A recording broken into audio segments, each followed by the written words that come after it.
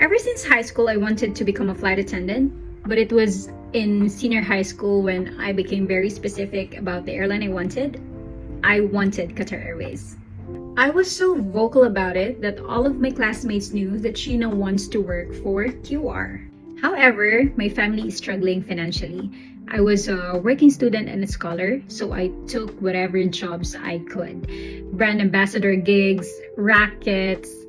I even worked in 7-Eleven before. And during pandemic, I accepted virtual assistant jobs. And I even worked as a full-time call center agent because we needed the money. Then in 2022, Qatar Airways finally had an open day in the Philippines. And it was the same week as my graduation, and I wasn't ready. I didn't have the money, and honestly, I didn't feel prepared, so I missed it. I remember praying, please come back, I just need one more chance. And then the following month, they announced another open day. May 2022, and I thought, okay, this is my chance. But there was a problem. I didn't have money to go to Manila. I'm from Davao, by the way. So what I did, I messaged some of my friends if I could borrow some money for airfare, and I even messaged my pageant handler at that time if he could perhaps help me sponsor my accommodation there because I couldn't afford that either. So eventually I managed to borrow an airfare and book a room in Red Doors, Guadalupe. I remember it so clearly, and it's for 3 days because I didn't have any idea how long the recruitment process would take. I arrived in Manila the day before and spent the night practicing some interview questions on my laptop. Because honestly, this wasn't just a dream job for me. It was a chance to change my life and a chance to help my family. And I think that is something a lot of people who come from financially struggling families would understand, because sometimes when an opportunity comes, you don't really have the luxury to say, well, I'll just try again next time. You take the chance because you don't know when another one will come. The next morning, I woke up very early to prepare. And since I was trying to save every peso I had, I seriously could not afford to book a taxi or a Grab. So I took Angkas going to Manila Peninsula Hotel because that's literally what I could afford.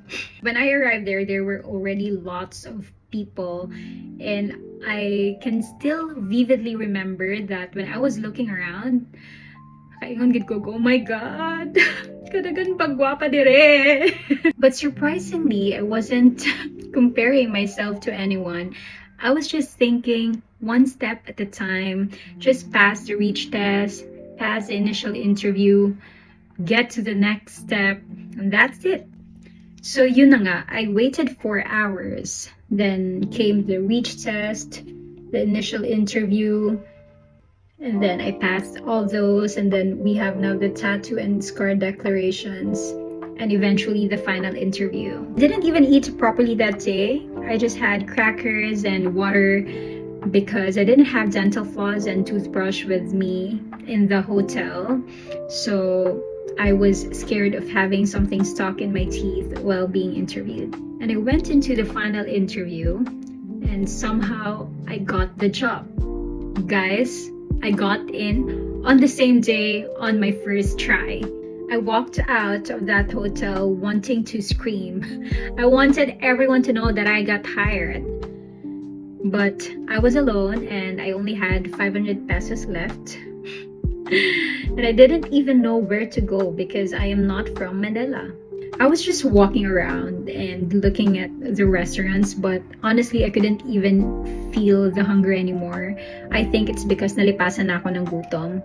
On the streets of Manila, I remember when I was calling my parents, my family, the friends that knew about my application, and those who lent me money so I could be able to fly to Manila from Davao.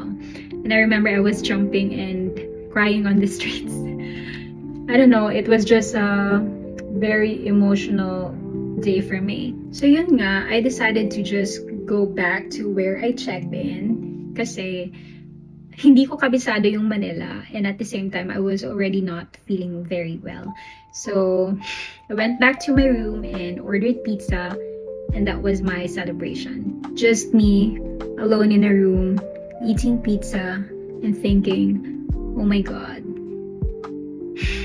I actually got in. And now, 4 years later, I'm still here.